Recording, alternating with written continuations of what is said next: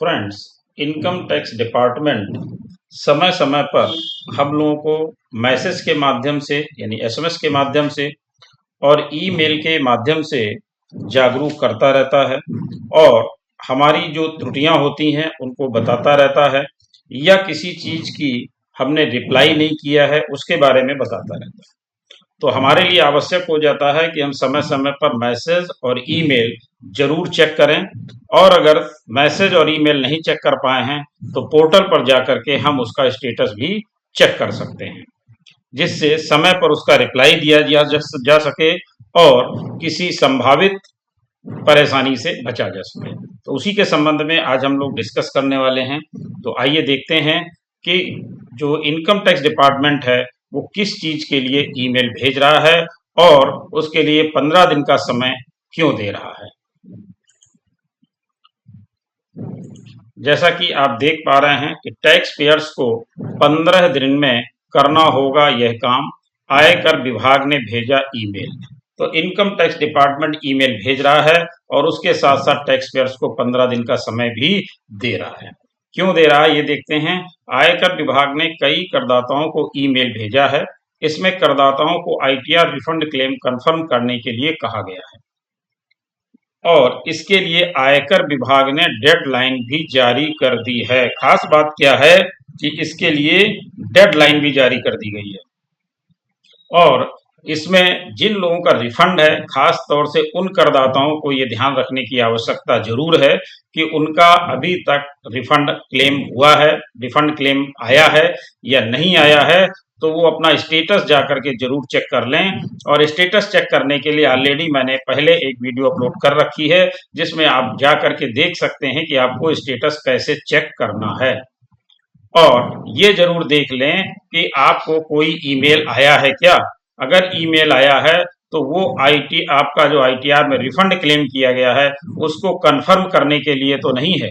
अगर कंफर्म करने के लिए है तो तुरंत से तुरंत आप अपना रिफंड क्लेम को कंफर्म करिए, तभी आपका रिफंड आएगा, अन्यथा आपका रिफंड नहीं आएगा। उसके अलावा आगे देखते हैं इन्होंने क्या बातें कही हैं जिसको हमें ध्यान में रखना है और जिसके कारण इन्होंने ये 15 दिन का समय दिया है। बता दें कि बड़ी संख्या में करदाताओं ने तय समय के अंदर आईटीआर रिफंड क्लेम कंफर्म नहीं किया है। ऐसे में विभाग ने उन्हें चेतावनी दी है। वहीं बीते दिन वित्त मंत्रालय ने केंद्रीय प्रत्यक्ष कर बोर्ड सीबीडीटी के माध्यम से आय करदाताओं को 1.14 लाख करोड़ रुपए का टैक्स रिफंड जारी किया है। यानी बहुत सारे जो लोगों के फोन कॉल्स भी आते थे कि हमारा अभी रिफंड नहीं आया है, वहां से प्रोसेस हो गया है, प्रोसेस होने के बाद रिफंड क्लेम शो कर रहा है लेकिन हमारे अकाउंट में अभी तक पैसा नहीं आया है। तो अब बहुत सारे लोगों को रिफंड मिल चुका है, लेकिन फिर भी अगर जिन लोगों को रिफंड नहीं मिला है उनके लिए आयकर विभाग ईमेल भेज रहा है कि आप जल्दी से जल्दी कंफर्म करें और अपना रिफंड प्राप्त कर लें। तो आपको ये ध्यान देना है, आयकर विभाग ने फाइनेंशियल ईयर 2021-22 के लिए इनकम टैक्स रिटर्न फाइल करने और रिफंड क्लेम करने वाले करदाताओं को ईमेल भेजा है। इसके जरिए आयकर विभाग करदाताओं से रिफंड क्लेम करने को कंफर्म करने की सलाह दे रहा है। दरअसल बड़ी संख्या में इंडिविजुअल करदाताओं ने आईटीआर का रिफंड क्लेम तो किया है लेकिन वह दी गई जानकारी के पुख्ता होने को कंफर्म नहीं कर रहे हैं। ऐसे में आयकर विभाग उन्हें ईमेल संदेश के जरिए अवेयर कर रहा है। तो आपको अगर ईमेल आई है तो तुरंत से तुरंत आप उसको कंफर्म करें और इसके लिए इन्होंने समय भी दे दिया है। मेल मिलने के दिन से लेकर 15 दिन के अंदर रिफंड क्लेम को कंफर्म करना होगा। यानी अगर आपको मेल मिल गई है तो मेल मिलने के 15 दिन के अंदर आपको रिफंड क्लेम करना है। ऐसा नहीं होने पर करदाताओं को परेशानी झेलनी पड़ सकती है। तो अब आप ये निश्चित जानिए कि अगर आपने अभी तक अपनी मेल को कंफर्म नहीं किया है, यानी रिफंड से संबंधित जो मेल आपके पास आई है उसको कंफर्म नहीं किया है, तो आपको परेशानी हो सकती है। इसलिए जल्दी से जल्दी जिन लोगों को ये रिफंड से संबंधित मेल प्राप्त हुई है उसको कंफर्म करें और अब उन्होंने 15 दिन का समय भी निर्धारित कर दिया है, तो इसको जरूर से जरूर कंफर्म करें। अब बात आती कि कौन से ऐसे लोग हैं जिनको ये ईमेल आ रहा है और कौन से लोगों को ईमेल नहीं आ रहा है। तो आयकर की ईमेल उन करदाताओं को मिल रही है जिनके विवरण एनुअल स्टेटमेंट से मेल नहीं खा रहे हैं। यानी जब आपने आईटीआर फाइल किया था तो उससे संबंधित आईटीआर फाइल करने के पहले क्या क्या करना है उससे संबंधित वीडियो भी हम लोगों ने अपलोड किया था, जिसमें बताया था कि आपको किन किन चीजों का ध्यान रखना है।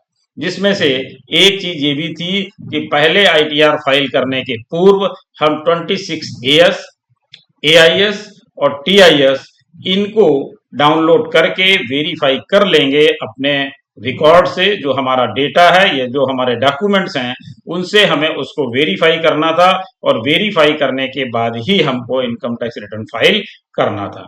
तो उसके संबंध में मैंने ऑलरेडी डिटेल में वीडियो अपलोड कर रखी है, वहां से आप उसको देख सकते हैं।